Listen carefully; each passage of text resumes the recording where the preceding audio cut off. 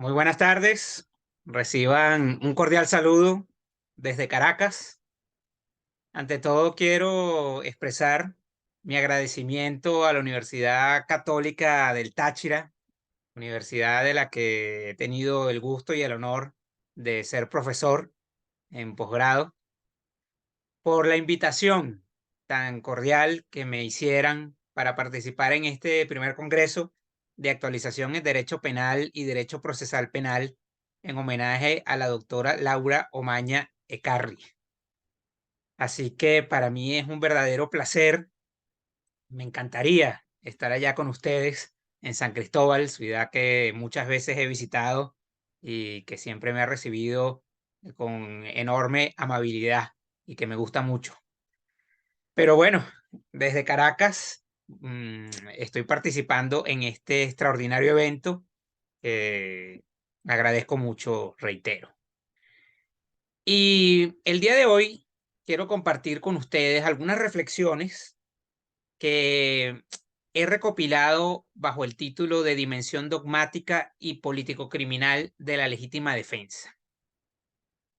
Y es un tema, el de la legítima defensa, que por supuesto resulta tan apasionante como complejo y amplio, por lo cual en esta breve ponencia de mi parte no pretendo ni mucho menos agotar la temática, sino que únicamente me referiré a ciertos puntos con los cuales quiero poner de relieve precisamente ese vínculo entre la perspectiva político-criminal y la perspectiva dogmática que, desde mi punto de vista, es de enorme importancia tener a la hora de comprender de manera adecuada la legítima defensa.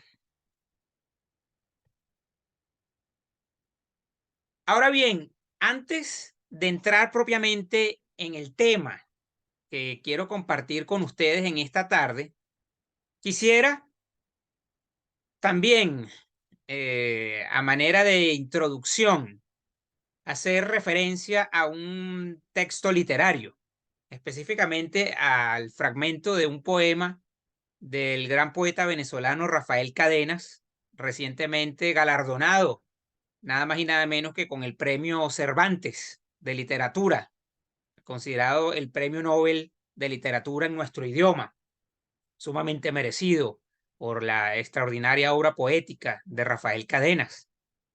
Y entonces el fragmento que quiero compartir con ustedes es de un poema de Cadenas que se titula Ars Poética y que voy a relacionar con el tema que me corresponde abordar en este congreso. El fragmento dice así: que cada palabra lleve lo que dice, que sea como el temblor que la sostiene, que se mantenga como un latido. No he de proferir adornada falsedad, ni poner tinta dudosa, ni añadir brillos a lo que es. Esto me obliga a oírme, pero estamos aquí para decir verdad. Seamos reales. Quiero exactitudes aterradoras. Tiemblo cuando creo que me falsifico. Debo llevar en peso mis palabras. Me poseen tanto como yo a ellas. Entonces, este poema tiene que ver con la importancia de las palabras. Y en mi ponencia quiero manifestar efectivamente esa importancia de las palabras que usamos, porque también en el derecho penal eso cobra relevancia. Dicho esto, y entrando propiamente en mi ponencia, quisiera pues plantear una pregunta que ustedes podrían estarse haciendo al ver que mi tema en este congreso era sobre la legítima defensa. Y sí, uno cabría preguntarse, ¿tiene sentido hablar todavía acerca de la legítima defensa? Yo creo que sí, porque a pesar de que es una institución básica y de larga tradición en derecho penal, no por ello ha sido y es comprendida siempre de una forma adecuada. En no pocas ocasiones a día de hoy sigue habiendo ciertas imprecisiones en el abordaje de la legítima defensa. Pero además, el tema se justifica también dado el peso que han cobrado los nuevos espacios de discusión y de difusión de diversos temas, incluyendo temas jurídicos y jurídico-penales, como la legítima defensa, que son esos espacios que han abierto las redes sociales y los medios de comunicación, pero sobre todo las redes sociales, en donde efectivamente uno puede evidenciar que no pocas veces se genera una discusión, un debate, incluso una polémica por casos que salen a la luz pública, donde se plantea si se ha verificado o no una legítima defensa. En consecuencia, al hilo de esas polémicas, de esas discusiones, resulta de inmensa importancia y se justifica entonces que sigamos hablando a día de hoy de la legítima defensa, para aclarar realmente la dimensión, el alcance que efectivamente tiene esta institución que es la legítima defensa, y para aclarar ciertos aspectos que cuando uno lee en las redes sociales esas polémicas o esos debates, se da cuenta que bastantes personas no tienen muy claros. Entonces es importante, reitero, hablar de la legítima defensa para dar a esos debates que obviamente muchas veces no son llevados adelante por abogados ni por penalistas, sino por la gente que escribe en las redes sociales, que participa en las redes sociales, aunque también hay abogados y abogados penalistas que intervienen en esas discusiones. Y a pesar de ello, no siempre de la mejor manera o de una manera acorde con la comprensión que yo voy a presentar en esta ponencia de la legítima defensa. Pero además de lo dicho, también se justifica y es importante que hablemos de legítima defensa en pleno siglo XXI, después de tantos años y después de tanto que se ha escrito en tantos libros sobre la legítima defensa, por el carácter necesariamente dinámico del derecho penal. Por supuesto, todos sabemos que el derecho y el derecho penal no está exento de ello. No tiene una naturaleza estática, inmóvil. No, el derecho y el derecho penal evolucionan, cambian en el tiempo. Y por supuesto van de la mano con los cambios sociales. Y es imperativo que sea de esa manera. En consecuencia, eso lleva también a la necesidad de continuar hablando sobre legítima defensa y establecer si en ese ámbito o respecto de esa institución de tanta tradición como es la legítima defensa, ha habido cambios en la evolución del derecho penal en su historia. En consecuencia, también es importante en estas palabras preliminares y de justificación de esta conferencia, pues que se tenga una ineludible precaución sobre el valor de la doctrina y la jurisprudencia e incluso de las leyes penales, en el sentido de que el hecho de que un determinado autor o un cierto grupo de autores en un momento determinado histórico sostengan una postura determinada, una visión específica de un tema, como puede ser el de la legítima defensa, o que en un tiempo o circunstancias o momentos la jurisprudencia tenga una determinada posición respecto de diferentes temas como la legítima defensa, o incluso que las leyes estén concebidas de una cierta forma, no implica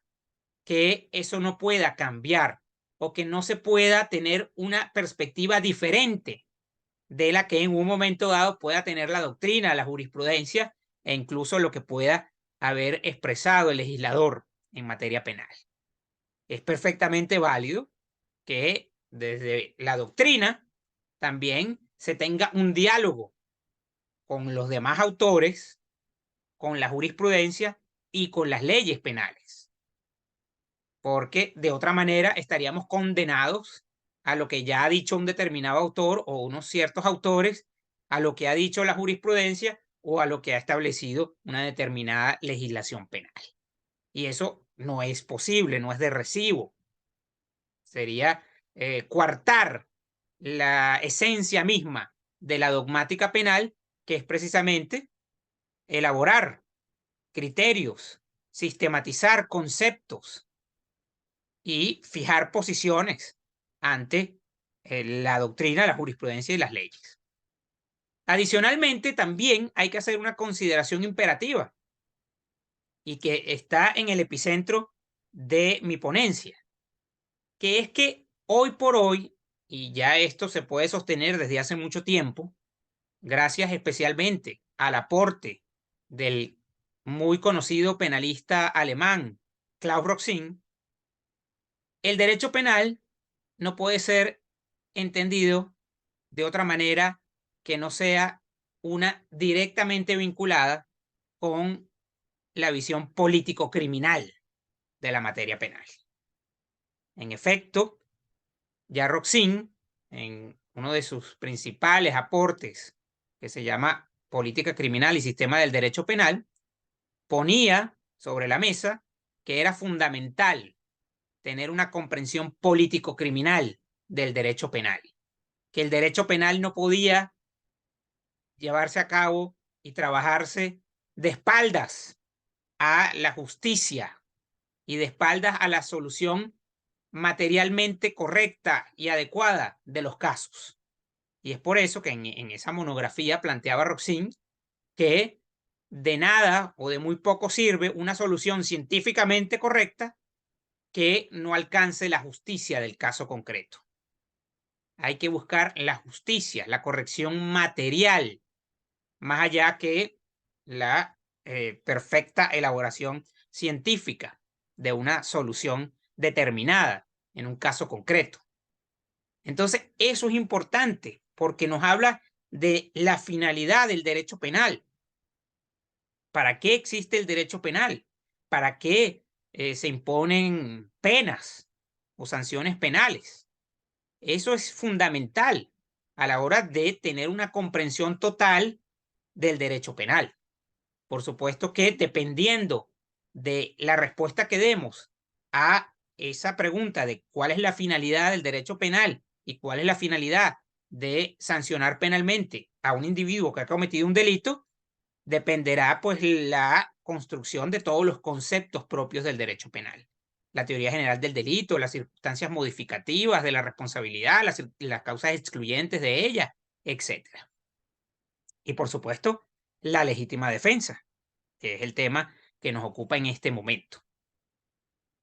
Por otra parte, también es importante señalar que hay que entender el derecho penal hoy por hoy, desde mi punto de vista, desde una perspectiva crítica y en consonancia con esa visión crítica del derecho penal y siguiendo el aporte que ha hecho Luigi Ferrajoli en su extraordinaria obra Derecho y Razón, Teoría del Garantismo Penal, entendiendo el derecho penal como la ley del más débil, porque efectivamente es esencial, es de un gran valor esa comprensión del derecho penal como ley del más débil.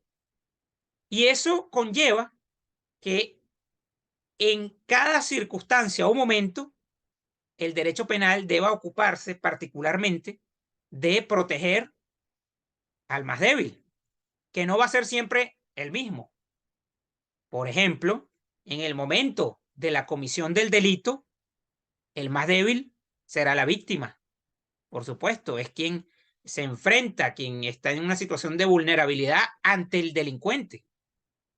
Pero, claramente, una vez que ese delincuente, por ejemplo, ha sido detenido y se le va a procesar penalmente, ese delincuente, esa persona que ha incurrido en un hecho delictivo y que va a enfrentar un proceso penal, se convierte él en el más débil. Por lo tanto, el derecho penal tendrá que ocuparse del resguardo de los derechos y las garantías de ese que es el más débil en ese momento.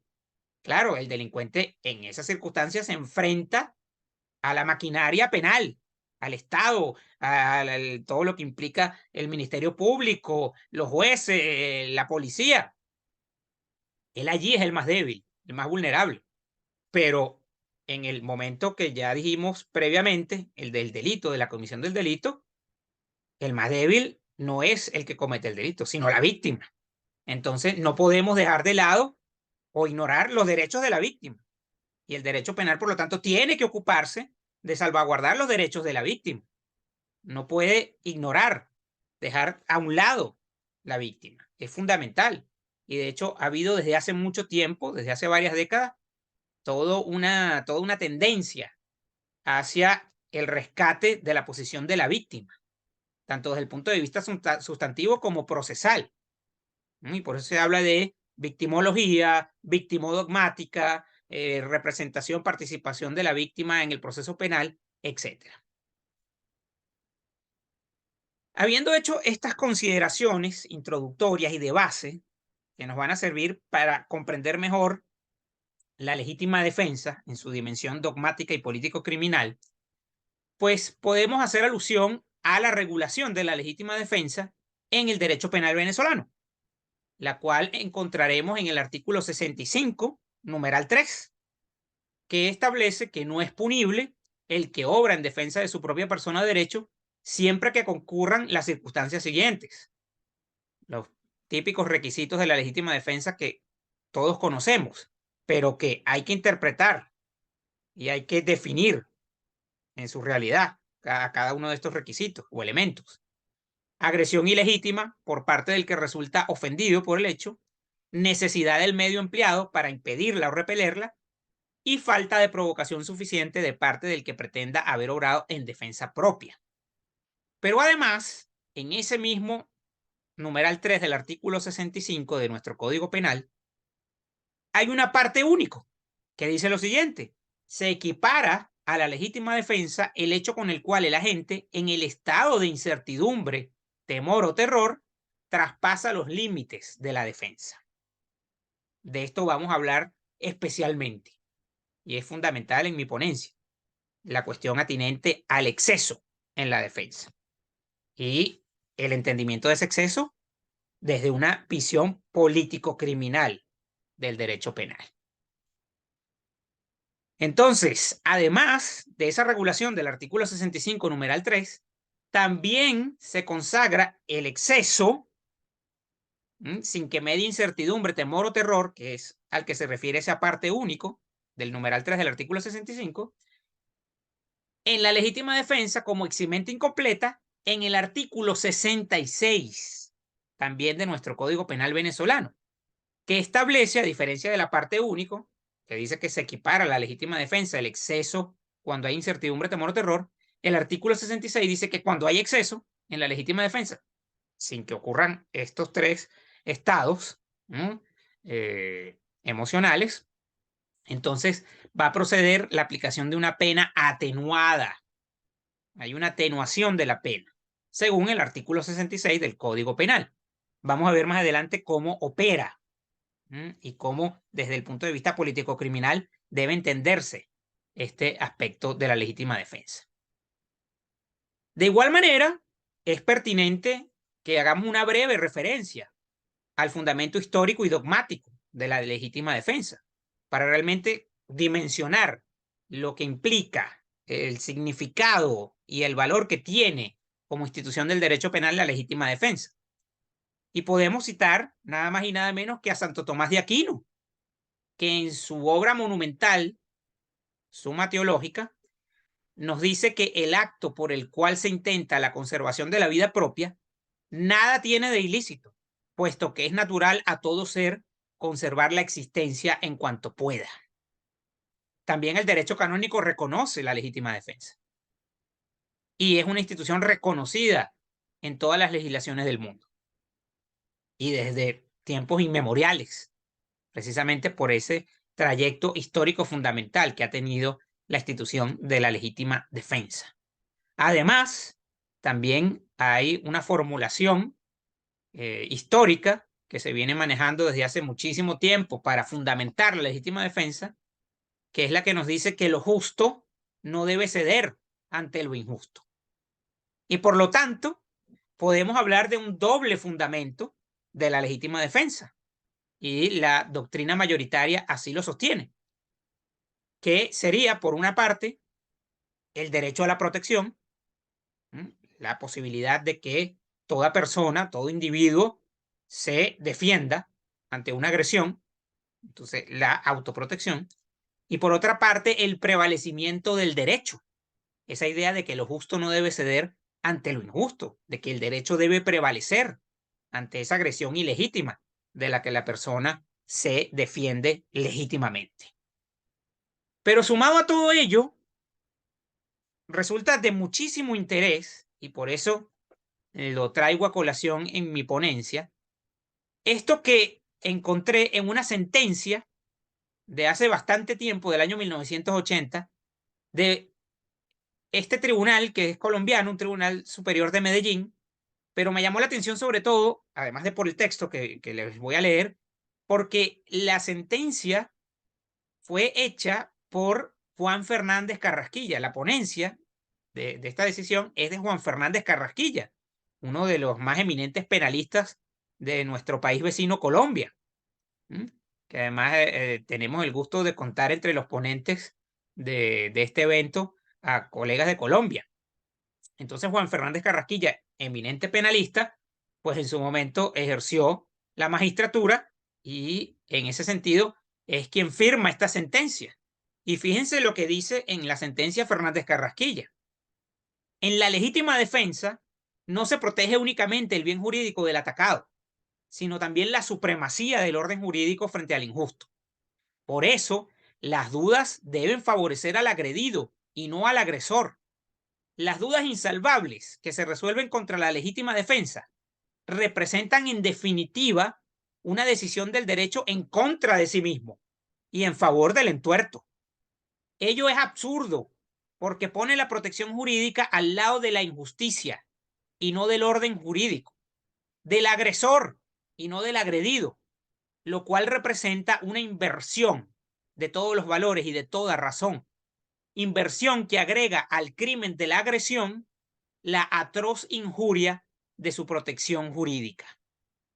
Entonces, estas palabras son muy contundentes en la sentencia que firma Fernández Carrasquilla y ponen de relieve el peso que tiene y debe tener la legítima defensa, porque estamos hablando precisamente de un agresor, de alguien que infringe la ley y de alguien que en cambio es víctima de esa agresión y que debe tener el derecho de defenderse por esa necesidad de protección o de autoprotección y también por esa supremacía del orden jurídico frente al injusto.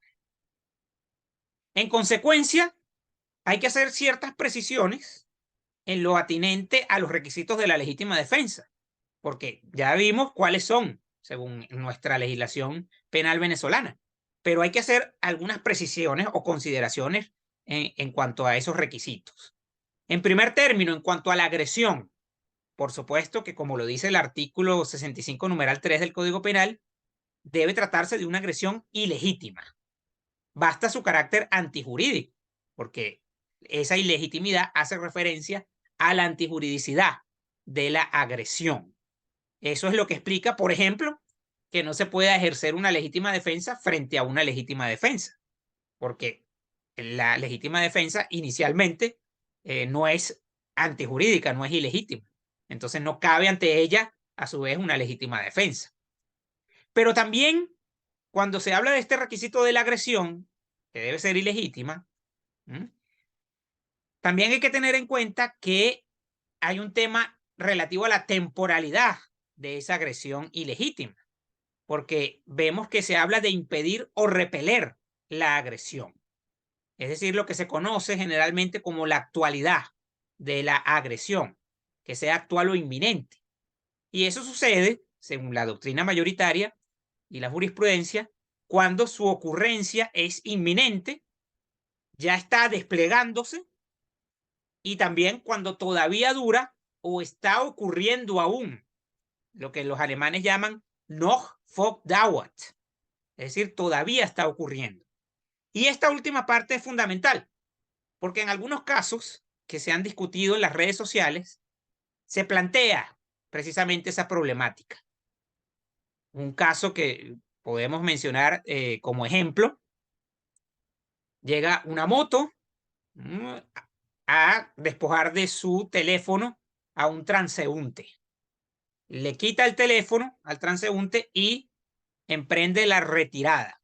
Y esta persona saca un arma y dispara en una pierna al ladrón que va en la moto y logra de esa manera recuperar el bien del que había sido despojada esta víctima.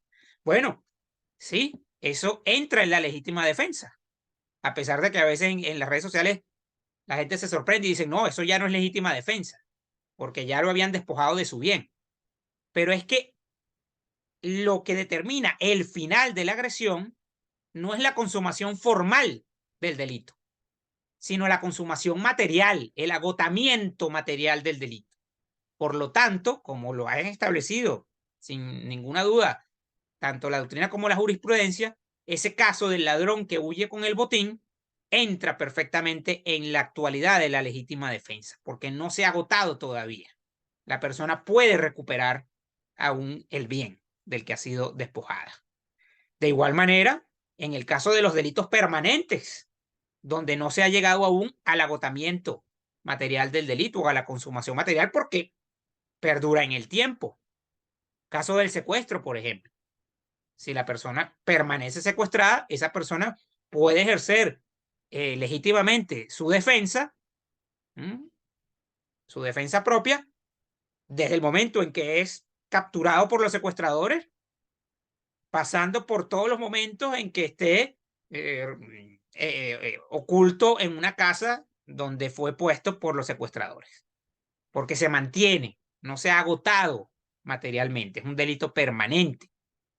Entonces puede perfectamente ejercer una legítima defensa, porque como lo dice la formulación que les he compartido, la agresión está ocurriendo aún. Entonces hay que tener presente eso, que no simplemente se acaba la agresión ilegítima con la consumación formal, sino con la consumación material. Por otra parte, en cuanto a la necesidad, segundo requisito, la defensa tiene que ser necesaria, se nos dice. De hecho, en alemán, la legítima defensa se denomina Notwehr, que se traduce como defensa necesaria. No legítima defensa, defensa necesaria, destacando el peso que tiene ese elemento de la legítima defensa, la necesidad. Y esa necesidad alude a la idoneidad del medio empleado por considerarlo imprescindible en las circunstancias concretas. Y ahí hay que tener también atención en lo que respecta a cómo se va a interpretar eso. Porque es muy fácil, desde las redes sociales, juzgar y condenar a una persona. Bueno, yo no hubiera actuado de esa manera. Se excedió o no tenía que haber hecho eso la víctima. Bueno, es muy fácil decirlo en las redes sociales. Incluso es muy fácil para el juez desde su escritorio, pero es allí donde debemos dar importancia a un análisis no de espectador, sino a un análisis en el que nos ponemos en las circunstancias, nos ponemos en el lugar de esa persona. Por eso se habla de las circunstancias concretas, porque el análisis no se puede hacer desde un punto de vista de un tercero. No, se tiene que hacer desde el punto de vista del propio individuo que ha ejercido la defensa. Lo contrario es violentar la visión político-criminal del derecho penal y la perspectiva humana que debe tener el derecho penal a la hora de evaluar un caso como el de la legítima defensa. Entonces, por eso se habla de las circunstancias concretas. El análisis no se puede hacer en frío. El análisis hay que hacerlo según la perspectiva del concreto individuo que ejerció la acción defensiva. De la mano con esto, esa idoneidad del medio empleado también se relaciona con la racionalidad del medio empleado. Por lo tanto, es común que se identifique la proporcionalidad, que podemos también identificar con la moderación, o que podríamos definir mejor con el término de la moderación. Por supuesto, esa proporcionalidad, y esto es algo que a veces también se suele decir de manera incorrecta en los debates de los medios de comunicación y de las redes sociales, no se requiere igualdad de medios. Esto es que la proporcionalidad en la legítima defensa no quiere decir que solo cuando el agresor tiene un arma de fuego, yo puedo usar un arma de fuego. Si el agresor tiene un arma blanca, yo uso el arma blanca. Si el agresor tiene un palo de madera, entonces yo uso un palo de madera. No, no funciona de esa manera. No es una cuestión de equiparar los medios. Es una cuestión de racionalidad y de moderación.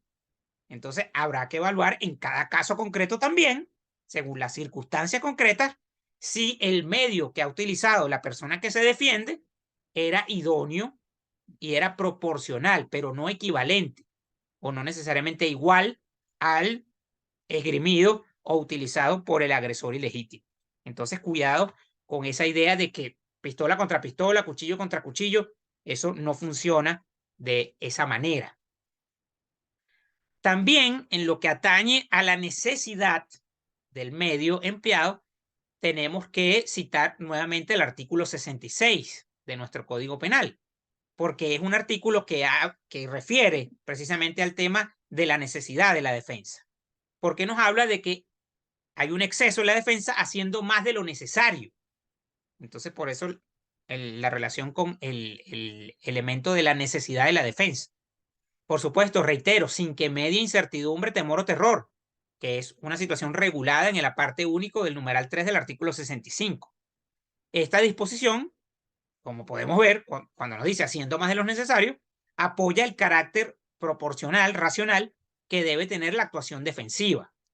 Porque cuando uno lee el artículo 65, numeral 3, no se habla de que la defensa sea proporcional, pero se interpreta que es proporcional por la misma necesidad, que debe ser racional, y porque si hay un exceso, quiere decir que debe ser proporcional, y el exceso es lo contrario de lo proporcional. Entonces, esto está apoyado por lo dispuesto en el artículo 66. El tercer requisito es el que alude a la falta de provocación suficiente, que, por cierto, es un requisito o esta falta de provocación está prevista solamente en algunas legislaciones. Por ejemplo, no se encuentra en los códigos penales de Colombia, de Italia o de Alemania. En ninguno de estos tres países, la regulación de la legítima defensa exige como requisito la falta de provocación suficiente. Sin embargo, en muchos otros códigos, como por ejemplo el español o el venezolano, sí se incorpora como un requisito. Y por supuesto, a lo que hace referencia esa falta de provocación suficiente es a que quien alega defenderse no puede haber provocado previamente la agresión objeto de tal defensa. Esto quiere decir que tiene que haber un vínculo entre la provocación y la agresión.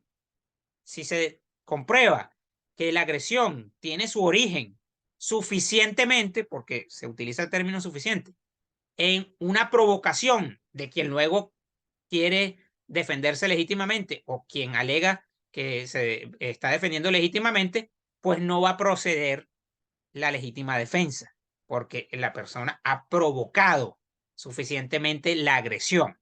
Y de no ser así, pues podría manipular la institución de la legítima defensa, por ejemplo, para un fin avieso, ¿no? Un fin ilícito, como podría ser, bueno, provocar una agresión, porque se trata de una persona a la que quiere perjudicar, matarla o lesionarla, entonces provoca una agresión para luego tratar de justificar esa muerte o esa lesión en la persona.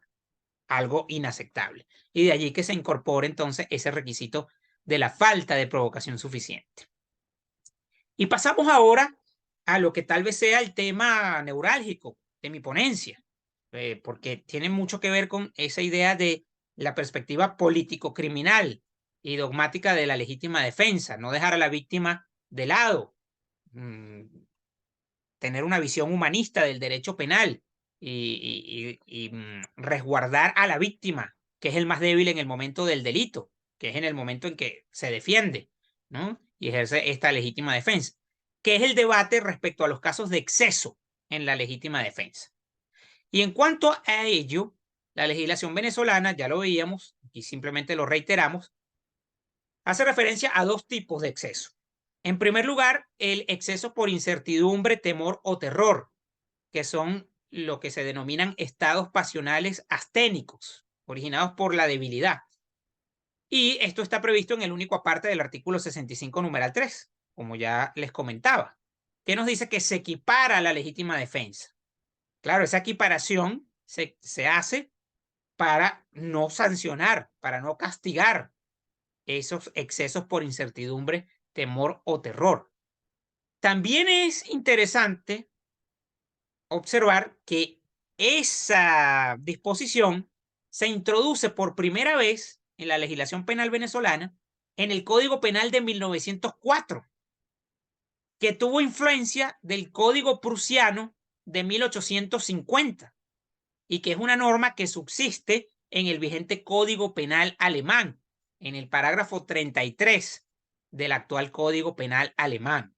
Por lo tanto, tiene una influencia alemana esta disposición de nuestro Código Penal y eso hace muy pertinente y útil revisar la doctrina alemana sobre esa norma, sobre esa disposición, sobre ese exceso por incertidumbre, temor o terror.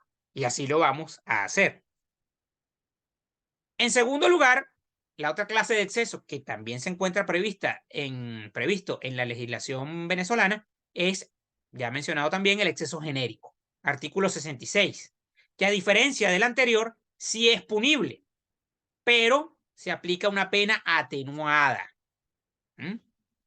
Porque, como lo vamos a ver, hay un estado anímico que menoscaba la normalidad situacional, que es un requisito de la culpabilidad. Por lo tanto, la culpabilidad queda disminuida y en consecuencia la pena se atenúa. En ambos casos, sea en el exceso por incertidumbre, temor o terror, sea en el exceso genérico, debe haber existido, eso sí, es un requisito sine qua non, una agresión ilegítima no suficientemente provocada. Ahora bien, además de esa previsión en la legislación venezolana de esos dos tipos de exceso, también los excesos, bien sea por incertidumbre, temor o terror, bien sea el genérico, a su vez se pueden dividir en dos clases, que son el llamado exceso intensivo y el exceso extensivo. Son distintos. ¿En qué se diferencian? Bueno, pues en primer término, el exceso intensivo es aquel que se produce cuando quien se defiende supera la medida de lo necesario. Por ejemplo, puede repeler la agresión en virtud de su superioridad física y el estar desarmado su agresor, pero en cambio le dispara. Entonces, se está defendiendo de una agresión actual que está ocurriendo, pero lo hace de manera excesiva, supera la medida de lo necesario. Ese es el exceso intensivo. Y luego tenemos el llamado exceso extensivo, que se produce cuando quien se defiende lo hace no siendo la agresión todavía actual, que es lo que sería el exceso por anticipación, o sea, todavía no ocurre la agresión y la persona se defiende, o la agresión ya ha cesado, ya ha terminado, que es lo que se denominaría el exceso por retraso. En una se anticipa, en otra llega tarde la reacción. Entonces, ese es el exceso extensivo en la legítima defensa. ¿Y qué es lo que ocurre en torno a estos excesos intensivo y extensivo? Que hay un consenso en la doctrina y la jurisprudencia en cuanto a la admisión del exceso intensivo. Pero en cambio, esto no es de la misma forma cuando se trata del exceso extensivo, donde de hecho la opinión es minoritaria en lo que respecta a aceptar, admitir también el exceso extensivo, pero aunque es minoritaria, resulta significativa y cada vez mayor, porque efectivamente, haciendo una revisión de la doctrina, encontramos que esa minoría está muy bien representada y cada vez se hace más numerosa en cuanto a la cantidad de autores que postulan también la admisión del exceso extensivo y no solo del exceso intensivo. Entre los que defienden la posibilidad de admitir ese exceso extensivo, nada más y nada menos que están Roxin, Jacobs, Quinhoisa, Caspar, en España Quintero Olivares, Morales Prats, también en Alemania Christian Kuhl y Hoffmann Holland. Entonces, hay ya una cantidad de autores, minoritarios, sí, pero muy significativos, a los cuales yo me sumo en esta ponencia, que consideramos que debe admitirse también el exceso extensivo. ¿Y por qué, dirán ustedes? Se preguntarán, bueno, ¿es que acaso cuando la agresión ya terminó, si la persona actúa contra el agresor cuya agresión terminó, ¿no es acaso eso una venganza? Dirán ustedes. Bueno, no, no. ¿Por qué? Porque en realidad hay un fundamento político criminal para la admisión del exceso extensivo. Y es que tanto en ese exceso extensivo como en el exceso intensivo no existe una necesidad preventiva de punición. No hay la necesidad preventiva de punición, ni en un caso ni en el otro. En ambos casos ha habido una agresión ilegítima. Hay una víctima que actúa ante esa agresión.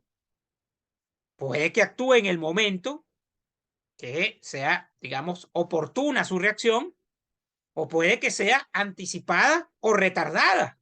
Pero eso no cambia el hecho de que estamos ante una víctima y que su reacción tiene el origen en una agresión. No está actuando en una situación normal. No es que la persona estaba viendo televisión en su casa o estaba allá en San Cristóbal comiéndose un pan andino. Allá lo hacen exquisito. Y decidió en un momento determinado ir a la casa del vecino a matarlo. No, es que está actuando en el contexto de una agresión ilegítima. Y es por eso que cobra enorme relevancia el concepto de unidad de suceso, que también podemos llamar estrecha relación temporal. La doctrina alemana lo denomina enger zeitlicher Zusammenhang, una estrecha relación temporal. Por supuesto, obviamente, no será igual el caso de una persona que se defiende de una agresión ilegítima, logra golpear a la persona que le está agrediendo, el agresor cae al suelo, la víctima se levanta y estando en el suelo el agresor, ya contenido, le da una patada, ¿no? Por la espalda. No será lo mismo eso, ¿verdad? Que es un exceso extensivo porque ya la agresión había finalizado al haber logrado neutralizar al agresor tirándolo al piso y sin embargo le da una patada posteriormente. No será igual eso a que el caso de una persona que la roban y 3 días después descubre dónde vive el autor del robo y va y le cae a golpes, ¿no? O le dispara. Por supuesto, son cosas totalmente distintas. En ese caso sí hay una venganza, porque ya allí no es posible sostener la existencia, que va a ser el requisito fundamental para admitir el exceso extensivo. No existe la unidad de suceso, la estrecha relación temporal. Pero si existe la unidad de suceso, la estrecha relación temporal, como ese caso, bueno, la persona logró tumbar al piso a su agresor, pero por la incertidumbre, el temor y el terror del momento, golpea, a pesar de que ya estaba en el suelo el agresor, lo golpea nuevamente. No será igual eso, en donde hay una unidad de suceso, que un caso donde, bueno, ya transcurrió un día y la persona planifica cómo vengarse y efectivamente lo hace. Son casos totalmente distintos. En un caso es un exceso en la legítima defensa, en otro caso, bueno, es un delito, sin lugar a dudas, sin posibilidad ni de exclusión de responsabilidad penal, ni de atenuación de la pena, en lo absoluto. Y fíjense ustedes, para sustentar esto, lo que dicen dos de los autores que mencionaba, Roxin y Quintero Olivares. Roxin nos dice, en su gran libro de Derecho Penal de la parte general, esto: el que alguien aseste un golpe el doble de fuerte de lo necesario, exceso intensivo, porque hace más de lo necesario en su defensa, entonces da un golpe el doble de fuerte de lo necesario, exceso intensivo, o que propine un segundo golpe después del que acaba con la agresión, exceso extensivo, es indiferente desde una perspectiva político-criminal. Es indiferente. No hay la necesidad de castigar a esa persona que ha actuado bajo temor, terror, incertidumbre y se ha excedido de manera extensiva en su legítima defensa, como tampoco lo hay en el caso del exceso intensivo. Y también Quintero Olivares nos dice, la reacción defensiva posterior al ataque puede entrar en la legítima defensa si va ligada a esta cronológicamente, unidad de suceso. Esto es una visión político-criminal, esto es una visión que le da importancia al más débil en el momento de la agresión o en el contexto, para no decir momento, porque entonces vamos a estar cegándonos al momento específico, ¿no? A la situación concreta, pero el momento es más amplio que la agresión que termina y punto, ¿no? Sino al contexto, a esa cronología de los hechos. Entonces, a esa unidad de suceso. Entonces, esto es una visión político-criminal, esto es una visión que respeta a la víctima. Porque a su vez hay que recordar, y por eso les compartía el poema de Rafael Cadenas, la importancia de las palabras, ya que hay una importantísima diferencia comunicativa entre decir que una persona que, por ejemplo, se excedió en la defensa porque ya la defensa había terminado, pero a pesar de que había terminado por la situación de incertidumbre, temor o terror, dispara contra el agresor, aunque ya había terminado la agresión, pero en el mismo suceso, cronológicamente, habiendo una estrecha relación temporal, dispara al agresor y lo mata, no será lo mismo en esa situación decir que esa persona ha cometido un homicidio agravado. El mensaje que va a enviar eso a la colectividad, a decir, bueno, hay una legítima defensa con exceso, que incluso, si no ha mediado incertidumbre, temor o terror, puede dar lugar de todos modos a una pena. No es que no se le va a castigar, se le va a castigar si no hay incertidumbre, temor o terror, pero lógica y razonablemente con una pena atenuada. ¿Por qué? Porque va a tener una culpabilidad disminuida en razón de que la agresión ha menoscabado su estado mental, esa normalidad situacional que es requisito fundamental de la culpabilidad como tercer elemento del delito. Entonces, efectivamente, no será lo mismo a efectos comunicativos decir que eso es un homicidio agravado a que es una legítima defensa con exceso. Porque si decimos es un homicidio agravado y esa persona va 20 años a la cárcel, es condenada a 20 años de cárcel por un homicidio agravado, bueno, también estamos enviando un mensaje a la comunidad, al colectivo, de que las personas lo piensen antes de defenderse de una agresión. Porque, oye, de pronto vas a ir preso, vas a terminar yendo preso, vas a terminar yendo a la cárcel por defenderte. Entonces eso puede generar un efecto muy negativo en la sociedad, que es menoscabar, reducir el efecto y la institución de la legítima defensa, porque se va a generar un miedo y lógicamente va a ser así si se producen esas condenas ante la posibilidad de ser condenado, a pesar de yo estar defendiéndome de una agresión ilegítima. Entonces, cuidado, las consecuencias pueden ser nefastas, pueden llevar a que la persona diga, bueno, prefiero dejarlo a la suerte y no defenderme. Si muero, moriré, pero prefiero no defenderme para no ir a la cárcel. Bueno, eso por supuesto contradice totalmente la existencia de la legítima defensa como institución fundamental del derecho penal, que ya hemos visto que se fundamenta en el derecho a la autoprotección y el prevalecimiento del derecho ante lo injusto.